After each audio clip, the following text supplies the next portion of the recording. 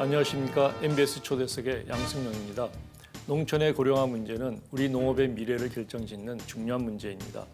정부 당국 역시 그 심각성을 인식해 후계 인력 양성 및 영농 창업 활성화를 국정과제로 정하고 그 실천 과제로 청년 농업인 육성 사업을 시행 중입니다. 그러나 여러 정책에도 불구하고 청년 농업인들이 현장에서 겪는 어려움은 여전히 만만치 않습니다. 농업의 미래로 불리는 청년 농들의 고민은 무엇이고 청년농 활성화를 위한 방안은 어떤 것인지 청년농업인 연합회 강선아 대표와 함께 이야기 나눠보겠습니다.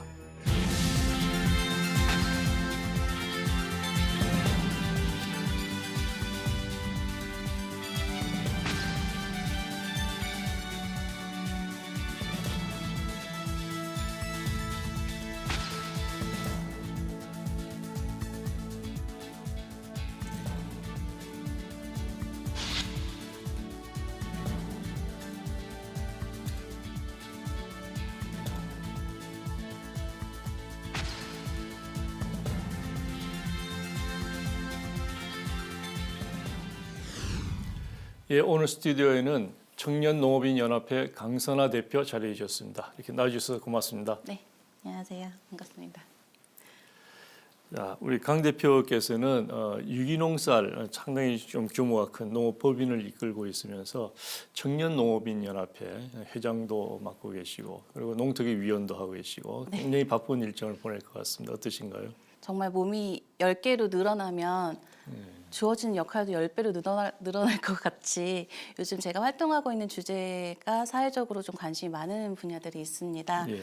작년에 연말에 정말 일주일 동안 제가 어떤 일을 했는지 한번 돌이켜 봤었는데요.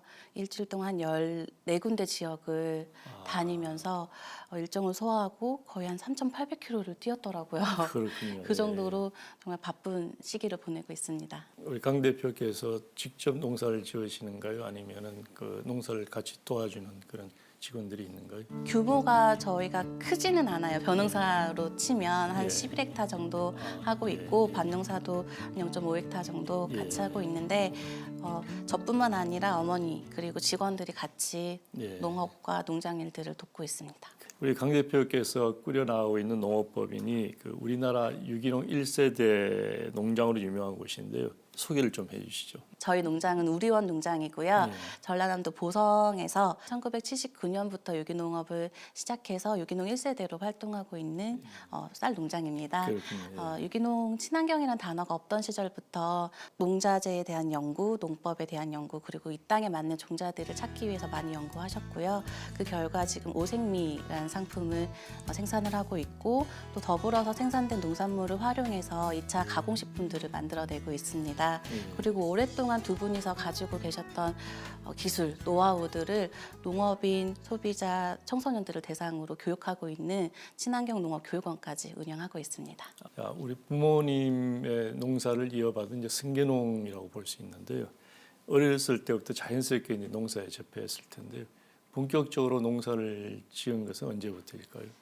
실은 제가 첫째이긴 한데 그래도 딸이다 보니까 부모님께서도 저에게 농업을 권유하신 적은 한 번도 없으셨어요. 다만 두 분이서 하셨던 농법이 독일의 바이오 다이나믹 농법이라는 것과 또 우리나라 전통 농법을 결합한 생명 역동 농법인데 그 바이오 다이나믹 농법을 개발한 독일의 그 루돌프 슈타이너 박사의 교육학을 공부하고 와서 정말 아이들에게 먹거리부터 제대로 된 교육을 한번 해보면 어떻겠냐 제안을 하셨고 그 때문에 독일 유학을 결심하고 준비하던 중에 정말 어머니의 권유로 우연찮게 한국벤처농업대학교를 가게 되었습니다. 근데 그곳에서 아버지의 강의를 처음으로 듣게 되었어요. 그래서 그때 농업을 해봐야겠다라고 결심하게 됐었습니다. 그렇군요. 독일에서 공부를 하고 싶어서 생명 역동 농업.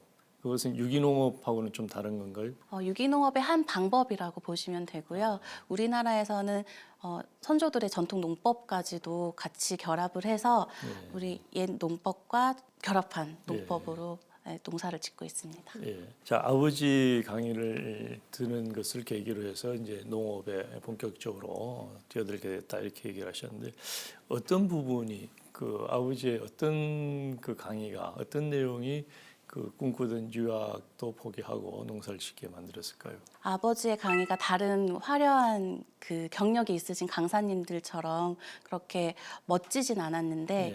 왜 유기농업을 시작을 했고 어떤 신념과 철학을 가지고 이걸 여태까지 이끌어왔는지, 그리고 유기농업이라는 게 단순히 농사를 지어서 농산물을 판매하는 행위가 아니라 자연과 사람이 함께 이 지구에서 공생할 수 있는 그런 좋은 대안이다라고 이야기를 하셨거든요. 네. 그 부분에 저는 감명을 받았고, 여태까지 두 분이 지켜오신 그 땅과 그리고 이왕이면 두 분이 가지고 계신 그 철학을 같이 이어갈 수 있는 사람이 정말 필요하겠다 생각이 들어서 제가 한번 해봐야겠다, 그렇게 결심을 하게 됐습니다. 그렇군요. 예.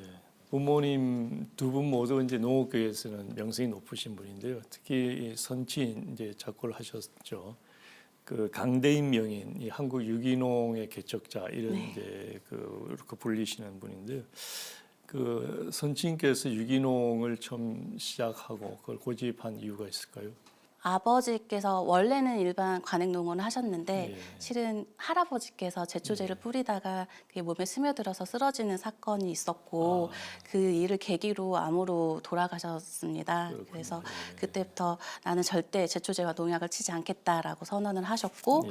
어머니께서도 유기농업에 대한 그 뜻이 있으셔서 두 분은 결혼 서약부터 하나님 앞에 갈 때까지 바른 농사를 짓겠습니다라고 하실 정도로 이 유기농업 실천에 대한 신념이 확고하셨어요. 그러셨군요. 그래서 어떻게 보면 저는 어머니 뱃속에서부터 유기농업을 실천한 모태 유기농 농부다라고 그렇군요. 생각을 합니다. 그 초창기에는 유기농이라고 하는 것이 굉장히 어려웠을 텐데요. 그 관행농 또는 화학농업이라고 하는 것에 비해서는 손도 많이 갈 것이고 노동력도 많이 필요하고 수확도 떨어지고 뭐 많은 어려움이 있었을 텐데 그런 그 신념, 특히 그 두 분의 어떤 확고한 신념 이것이 모여져서 그런 것이 가능해졌네요.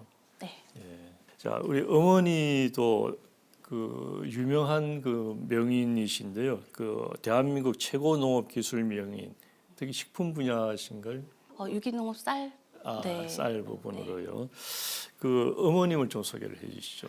저희 어머니도 아버지처럼 이제 오래전부터 유기농업을 실천을 하셨고, 거기에 더불어서 그 유기농 산물을 활용해서 좀 더 식탁에서 먹을 수 있는 건강한 먹거리 개발, 그리고 그걸 알리는 데 많이 노력을 하셨고요. 예. 또 어느 정도 노하우가 쌓인 다음에는 여성 농업인 활동을 좀 앞장서서 하셨습니다. 그래서 그러셨군요. 여성 농업인들의 지위 향상, 그리고 역할의 증대, 지역 사회에서의 활동들을 관심 많이 갖고 리더로서도 활동을 하셨어요. 그러면은 우리 강선화 대표는 이제 양친께서 두 분이 워낙에 이제 농업의 그 명인들이시고 그래서 부모는 이제 후광을 입었을 것이라고들 이제 볼 수 있는데 주변에서도 그런 얘기들 많이 하죠. 어떻게 얘기들 하는 거예요? 실은 어렸을 때는 두 분이 그냥 단순히 농사를 짓는다고 생각을 했고 그렇게 부유한 환경은 아니었기 때문에 얼마나 큰 혜택인지 몰랐는데, 지금 청년 농업인들과 교류하면서 그냥 단순히 기반이 없이 창업하는 친구들보다 훨씬 더 좋은 조건에서 내가 농업을 시작했구나를 알 수 있었습니다.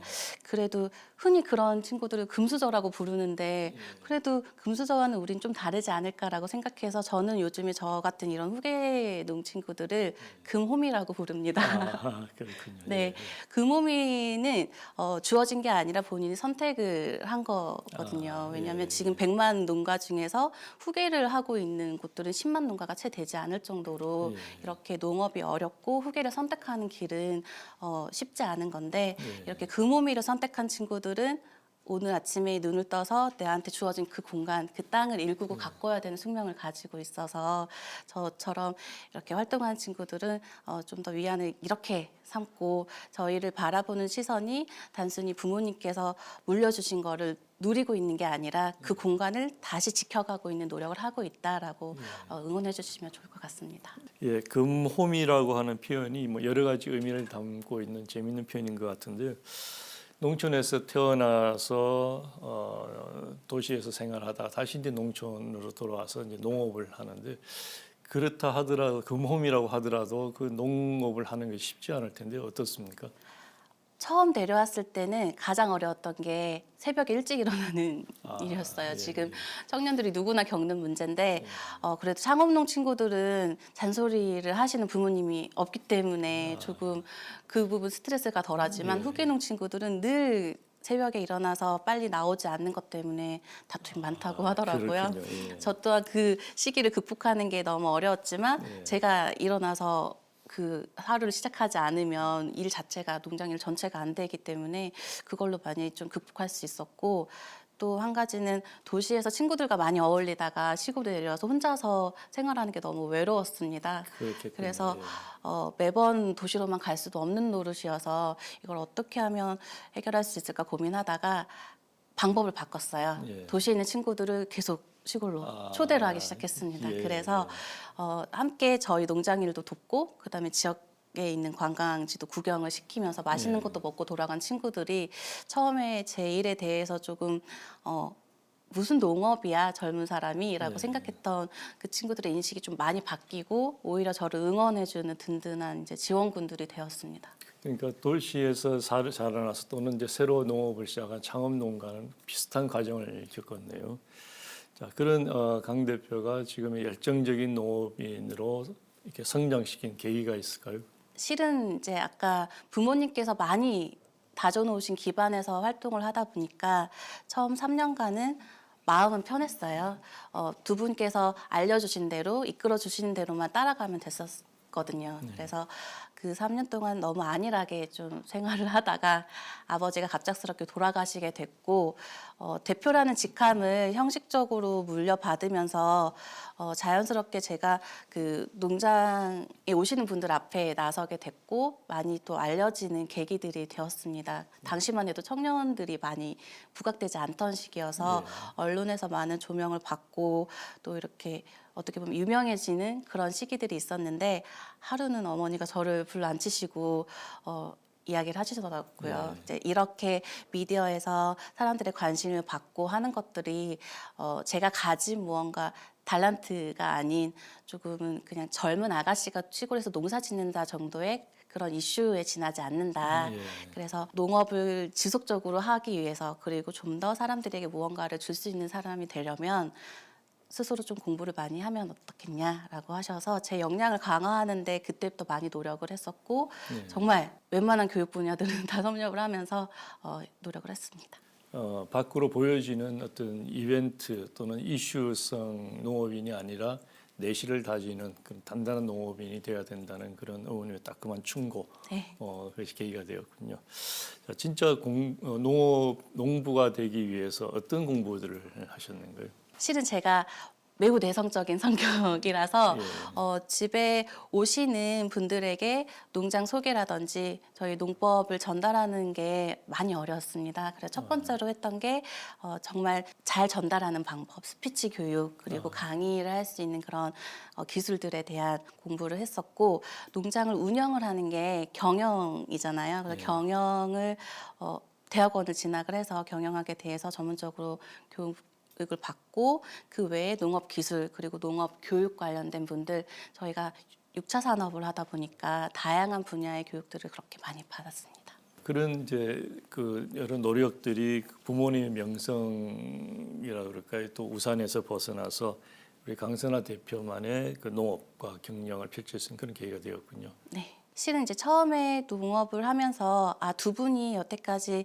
해오신 것보다 더 뛰어넘어야 된다라는 부담감이 많았어요. 그렇습니까? 근데 어느 순간 여태까지 쌓아오신 그런 경력과 그런 노하우와 그런 역사들은 제가 뛰어넘는 게 아니라 계속 보고 배우면서 저의 멘토로 삼아야겠다라고 생각이 들었거든요. 예. 그래서 각자 두 분은 유기농 벼농사 그리고 가공식품에 있어서 이렇게 명인이 되셨으니 저도 저만의 제가 잘할 수 있는 분야를 한번 개척해보면 어떨까라고 생각이 들었고 앞으로 저희 농장이 계속 해나가야 되는 일 중에 하나가 바로 교육 사업이었거든요. 예. 그래서 여태까지는 성인들을 대상으로 하는 교육 위주로 운영됐었지만 다음 세대를 준비하기 위해서는 이 미래 세대인 아이들 그리고 청소년, 청년들에게 유기농업과 또 바른 먹거리에 대한 알리는 일들을 해야겠다라고 생각을 해서 그런 교육 프로그램들을 개발하고 또 저희 상품이 계속 지속적으로 팔릴 수 있는 마케팅에 많이 집중을 하고 있습니다. 우리나라 최초의 유기농 쌀을 이제 생산을 하면서도 다양한 상품을 개발을 해서 판매를 한 마케팅에도 역점을 두고 있다고 했는데 그 이유는 무엇일까요?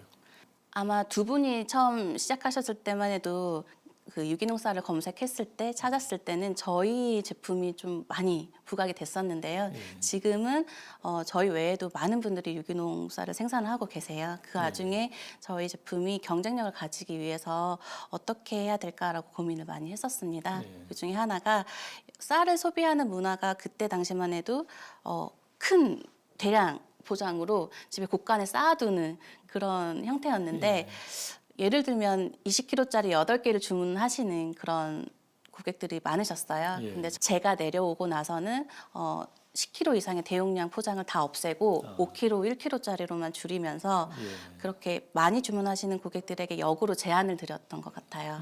그래서 소비 트렌드가 바뀌기 전에 농가에서 우리의 실정에 맞게 소포장으로 구매하시길 제안을 드렸던 건데요. 그 이유가 유기농 쌀은 일반 쌀에 비해서 빨리 산화가 되고 벌레가 생기고 이렇게 변질이 되는데 많이 쌓아놓고 드시다 보면 처음에는 맛있어도 나중에 갈수록 이 쌀이 맛이 없어지거든요. 그러면 그게 바로 또 우리 브랜드의 이미지가 되기 때문에 조금씩 자주 사서 드시도록 하고 저희가 그때그때 도정을 해서 드리다 보니까 늘 이 집 쌀은 맛있어라는 생각을 가지게 되시더라고요. 그래서 그렇게 조금씩 소포장으로 구매를 유도했고 지금은 그래서 소포장 제품들이 훨씬 더 많이 판매가 되고 있습니다. 저희가 한 10년 전쯤에 그 소매 업체 대형 마트에서 쌀을 판매하는 그 분석을 한 적이 있습니다.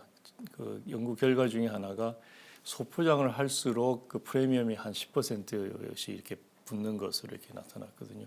그러니까 일찍부터 소포장의 마케팅을 이해를 하고 실천을 했겠네요. 네.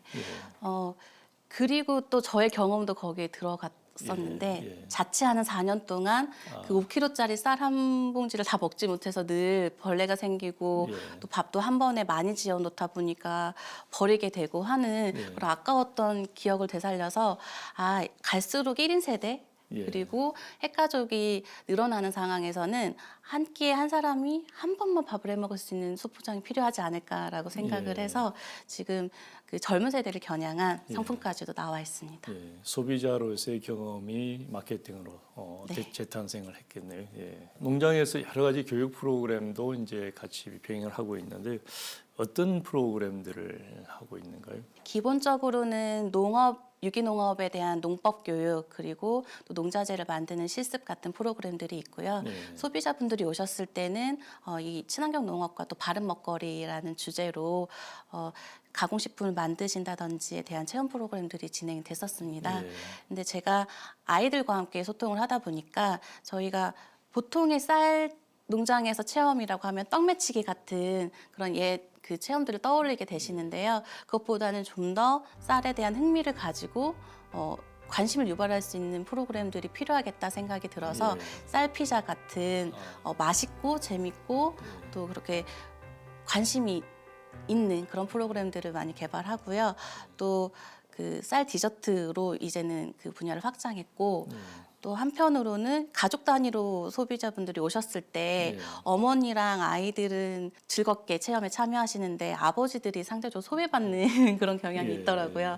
그래서 중년의 남성분들 그리고 또 청년들에게 농업 체험이 어떻게 하면 재밌을까라고 고민하다가 쌀 맥주를 만들 수 있는 그런 프로그램들을 개발해서 이렇게 다양성을 확충해 나가고 있습니다. 농장 전체 매출, 그러니까 그 지금 교육 프로그램도 매출을 창출하는가요? 네, 따로. 그럼 전체 매출의 몇 % 정도다 이렇게 얘기할 수 있을까요? 그래도 아직까지는 한 10% 정도밖에 되진 않는데 제가 좀 더 거기에 집중하고 이렇게 계속 홍보가 되고 있어서 앞으로는 그 교육 사업이 저희의 주력 사업이 되는 날이 머지 않은 것 같습니다. 그렇군요. 우리가 흔히 6차 산업이라고 이제 하지 않습니까? 그 생산을 하는 1차 산업과 그것을 이제 가공을 하는 2차 산업 그리고 그 가공된 것을 판매를 하는 마케팅이나 또는 그것을 가지고 관광이나 교육에 연계하는 3차 산업 이렇게 뭉뚱그려서 우리가 6차 산업이라고 하는데 그 6차 산업을 그 어떻게 진작부터 이렇게 그걸 실천을 한 건가요? 정부에서 이렇게 정책으로 나오기 전부터. 그렇죠. 어떻게 보면 자연스러운 수순이었던 것 같아요. 저희가 농사를 짓고 농사를 지으면서 나왔던 그 농산물들 그리고 좀 버려지기 아까운 그 부품들을 예. 활용한 가공을 시작을 했었고요. 예. 그로 인해서 조금 농사에서 부족했던 수익을 많이 보완을 했었거든요. 예. 그리고 저희는 처음부터 부모님께서 직거래를 하셨어요. 그러다 아, 보니까 직접 예. 소비 응대를 하시고 소비자분들이 농장에 찾아오시고 그분들을 위한 프로그램들을 마련하면서 자연스럽게 3차까지 예. 넘어가는 이런 과정들을 겪었는데 그러다 보니까 6차 산업에 또 선도 농가로서 또 많이 소개가 되고 시작하시는 분들이 오셔서 많이 배우고 있습니다. 그렇군요. 네. 예.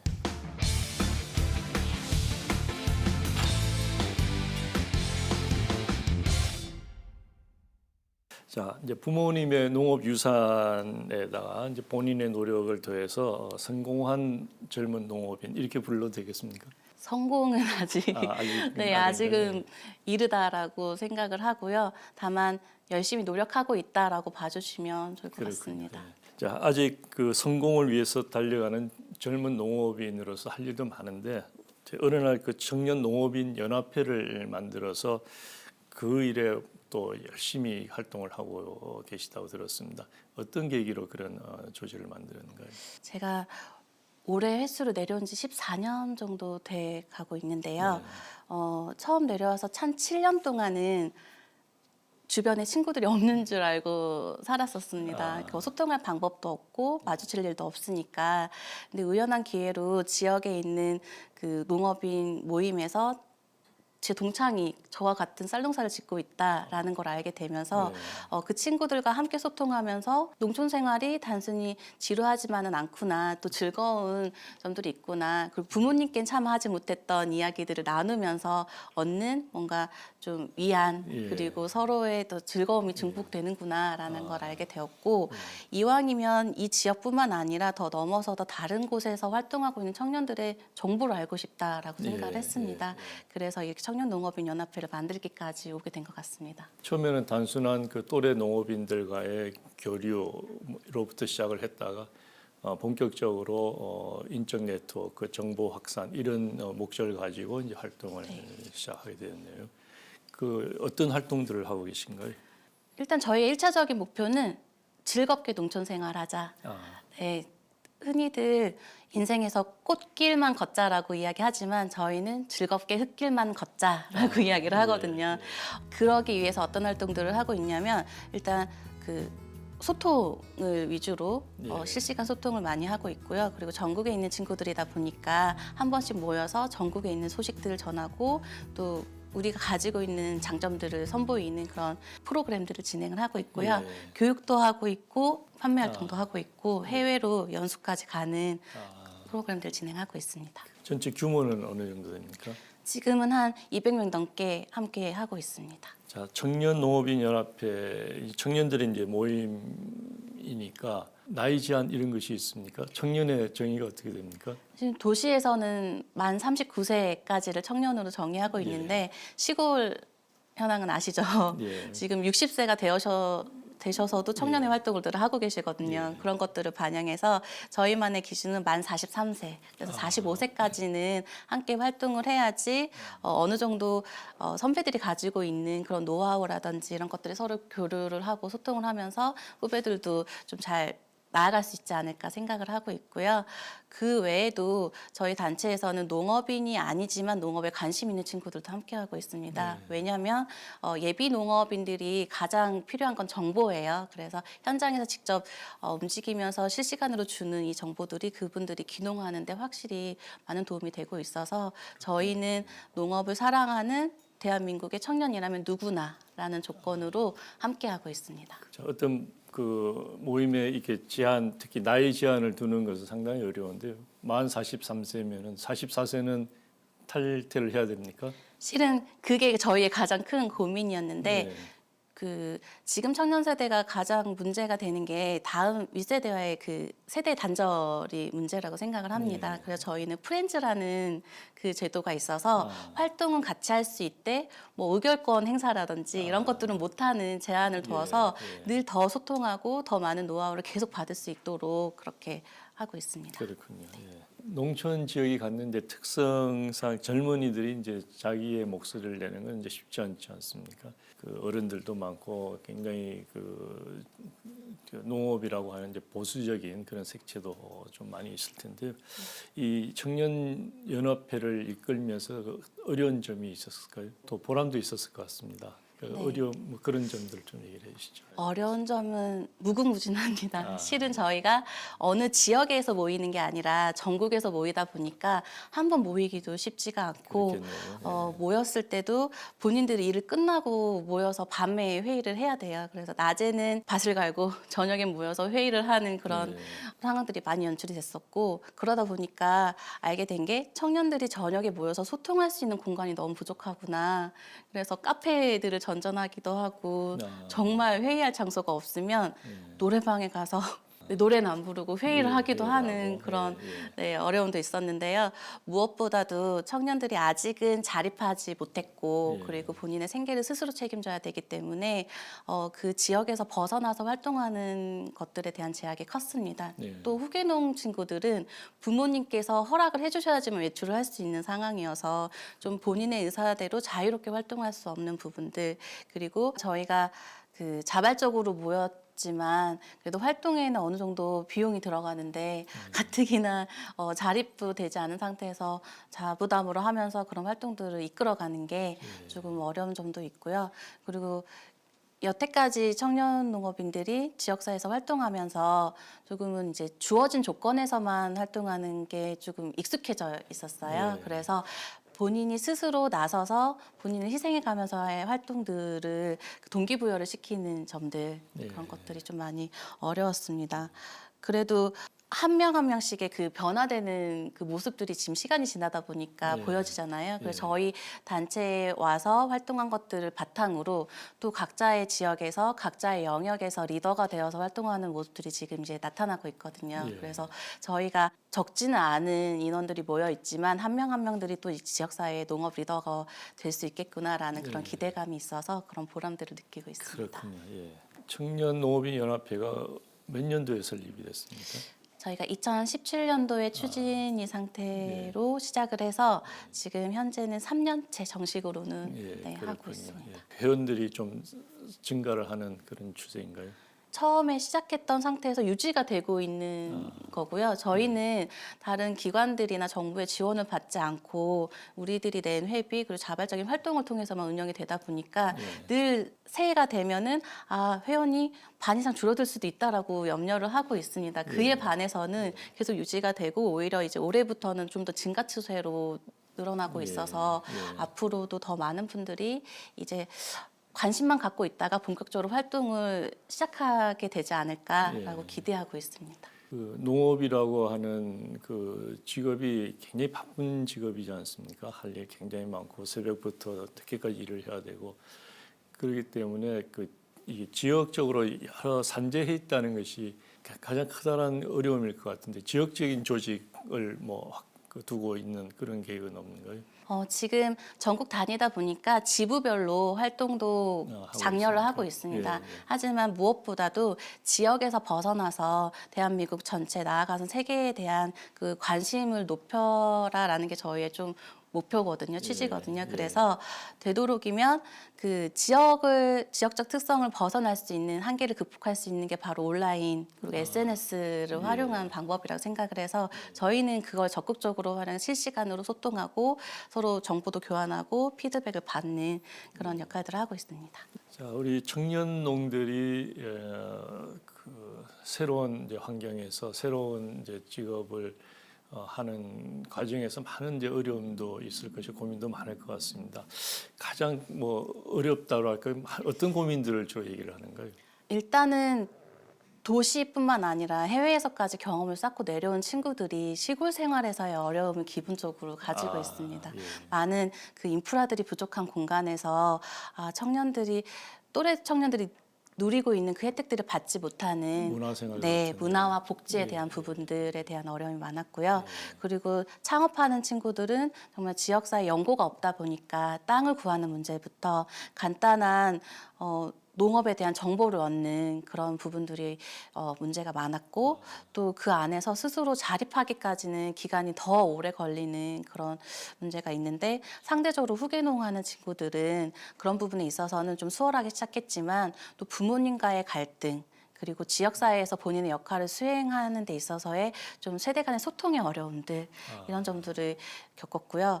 또 저희 내에서도 그렇게 창농과 후계농 하는 친구들이 서로 좀 대립하기도 하는 그런 상황들도 발생하고 있습니다. 예, 대립은 어떤 측면에서 대립이 있을까요? 처한 상황이 다르다 보니까 한 가지 사안에 대해서 예. 해석하는 그 시각이 다르더라고요. 그렇군요. 그래서 예. 그런 합의점을 찾는 데 있어서 저희는 좀 많은 이야기를 하고 또 토론을 해가면서 서로의 상황들을 이해를 하고 또 같이 나아가기 위해서 노력을 많이 하고 있습니다. 제가 미국에서 유학을 할 때 느꼈던 것인데 그 주변에 있는 이제 농촌 지역도 우리 한국과 마찬가지로 그 고령화되어 가는 속도가 굉장히 빠르거든요. 그 이유 중에 하나가 농촌 지역에 있는 청년들이 결혼 상대자를 찾기가 굉장히 어려웠습니다. 네. 특히 미국은 그 굉장히 그 한 농가가 굉장히 멀리 떨어져 있지 않습니까?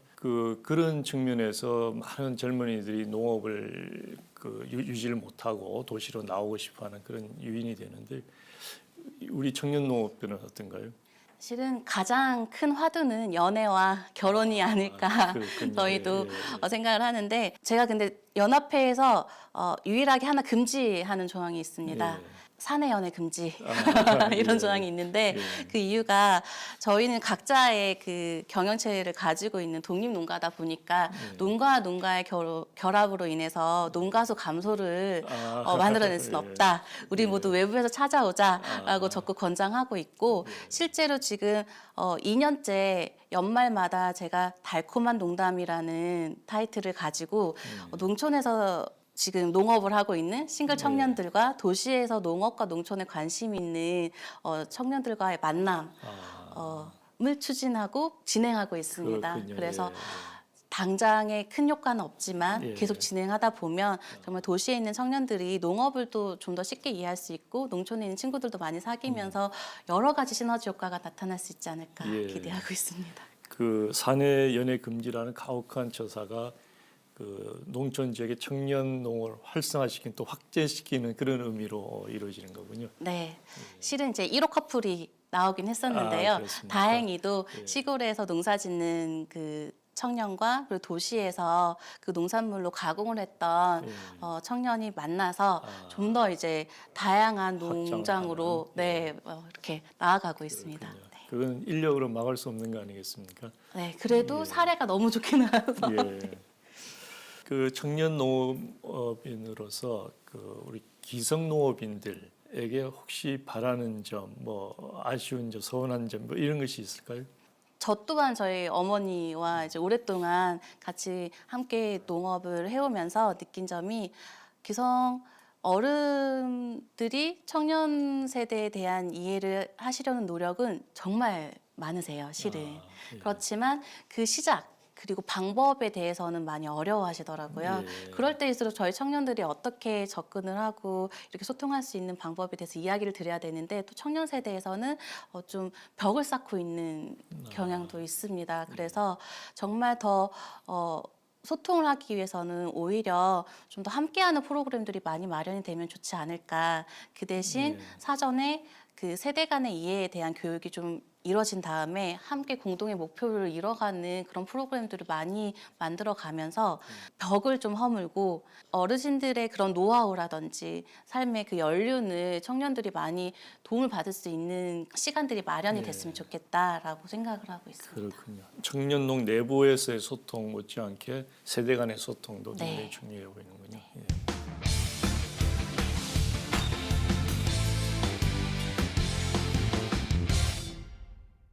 자, 농업의 미래를 위해서는 청년 농업인이 그 가장 중요한 그런 자원일 것 같은데요.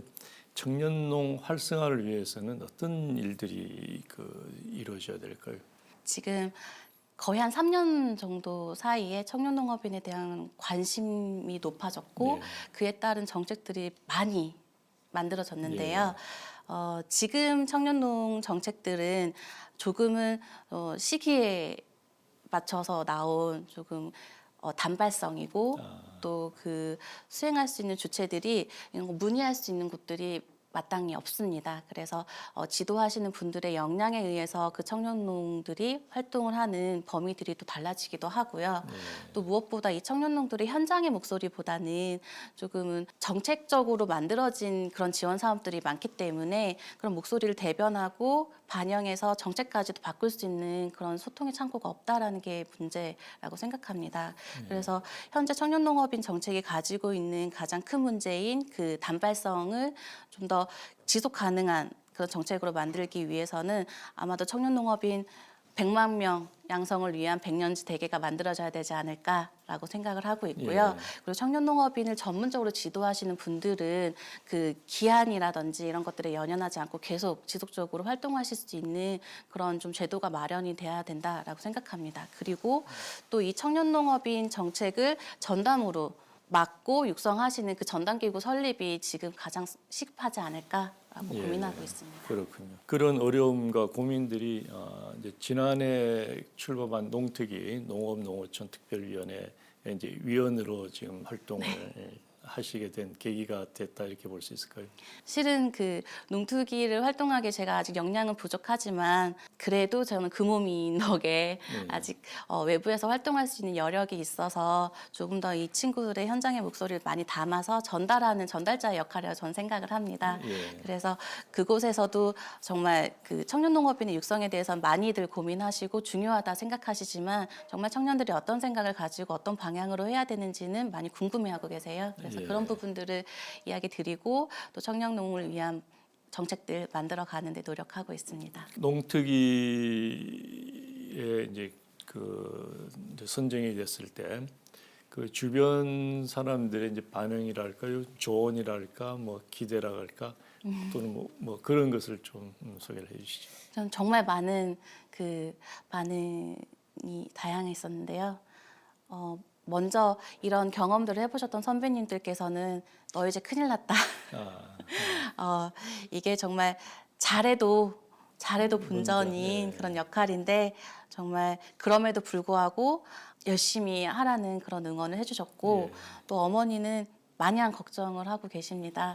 또 어머니가 보시기에 정말 실제로도 부족하지만 아직도 어리고 또 많이 부족한 점이 많은 친구인데 나가서 혹시라도 실수할까 봐 그리고 그런 중요한 자리에서 개인의 이득보다는 공공의 목소리 그 공익적인 그런 부분에 있어서 많이 이야기를 해야 된다라고 항상 이야기를 하셨고 청년농업인 친구들은 기대가 정말 컸습니다. 드디어 우리의 목소리가 어딘가에 전달될 수 있는 그런 창구가 생겼구나. 그래서 우리에게 많은 긍정적인 변화가 생기지 않을까라는 그런 기대가 많았습니다. 그렇군요. 그 농특위가 구성이 된 지 이제 1년은 뭐 아직 안 됐지만 지금 청년 농업인을 대표를 해서 이제 활동을 해오면서 어떤 의견들을 냈고 또 앞으로 어떤 정책을 제안을 하고 싶은지요?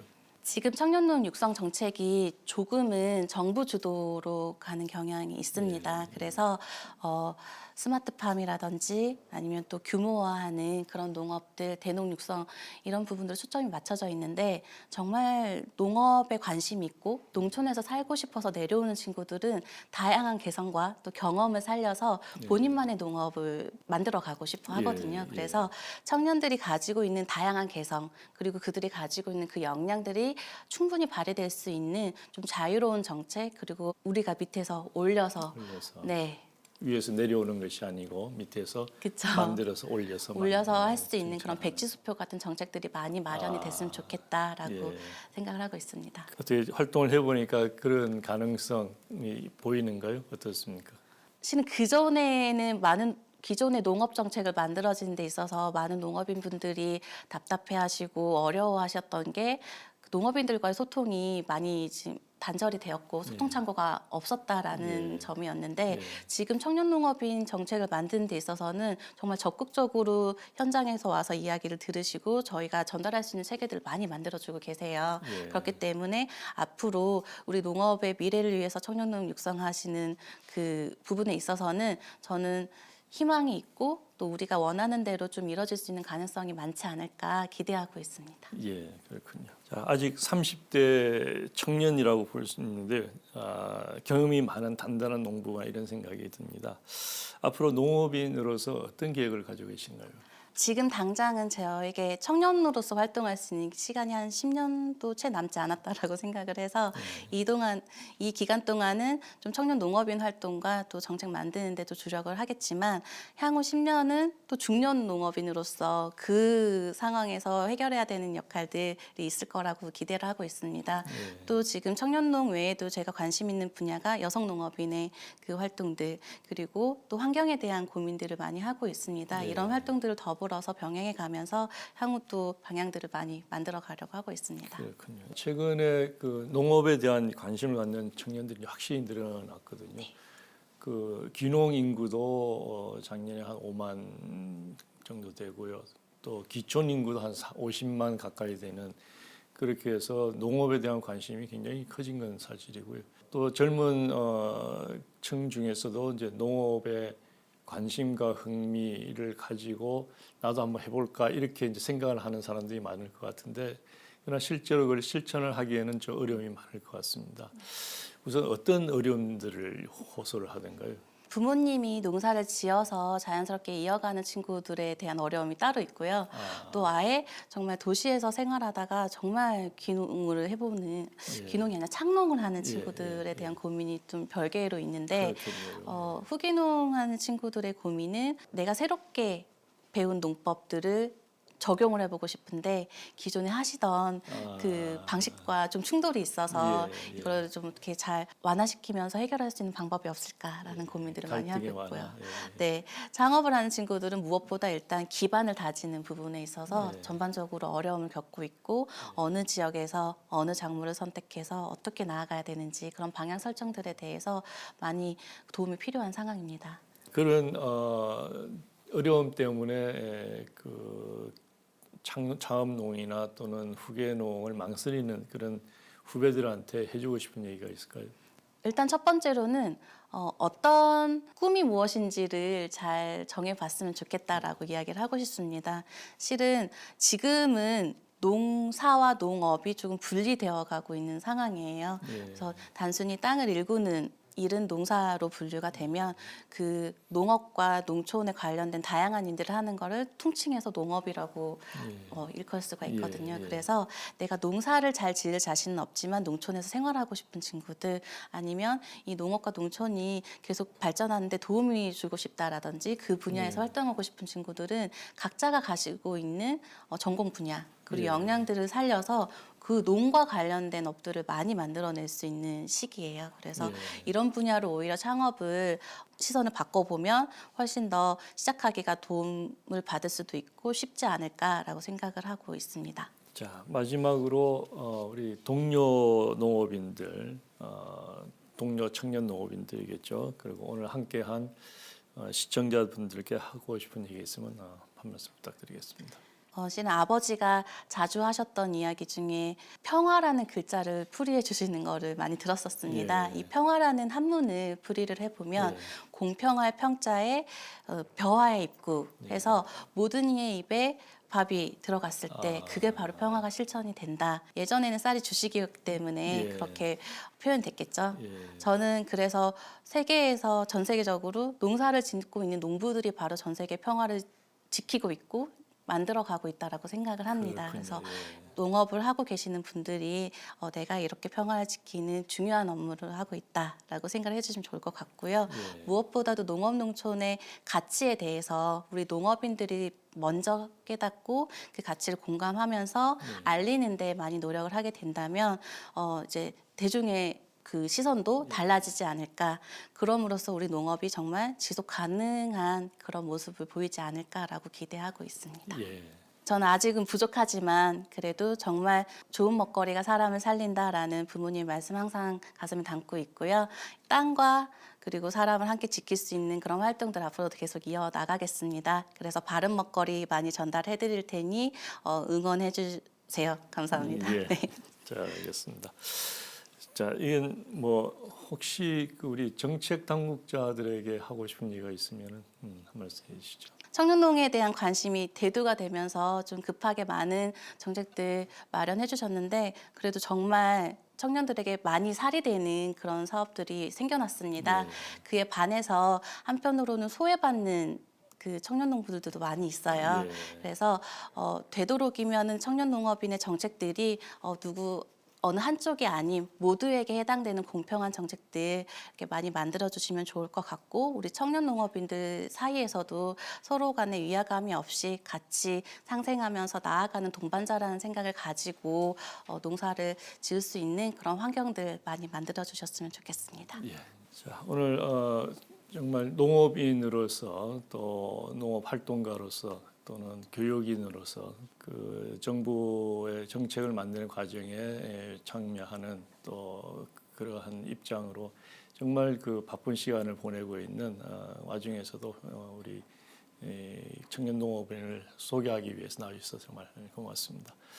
우리 강선아 대표와 함께 우리 청년 농업인들이 더욱 발전할 수 있기를 기대해 보겠습니다. 항상 건강하시기 바랍니다. 고맙습니다. 감사합니다. 농업에서 새로운 기회와 가능성을 보고 농촌으로 향하는 청년들의 발길이 이어지고 있습니다. 실제로 농업을 통해 성공담을 써내려가는 청년 농업인의 수도 적지 않습니다. 그러나 이들 청년 농들이 제대로 뿌리 내리기 위해서는 잠깐의 지원이 아닌 지속적인 육성책이 필요합니다. 무엇보다 농업적 기반과 경험이 부족한 이들이 실패를 해도 다시 정착할 수 있는 체계적이고 효과적인 정책을 마련해야 할 것입니다. 사람이 돌아오는 농촌, 청년이 주도하는 농업에 대한 희망이 현실로 자리 잡기를 기대해 봅니다. 함께해 주신 여러분 고맙습니다.